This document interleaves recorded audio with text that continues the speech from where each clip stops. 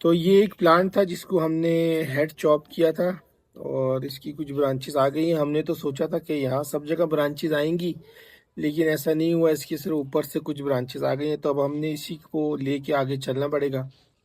तो देखते हैं कि इसको हम कैसा वायर करते हैं।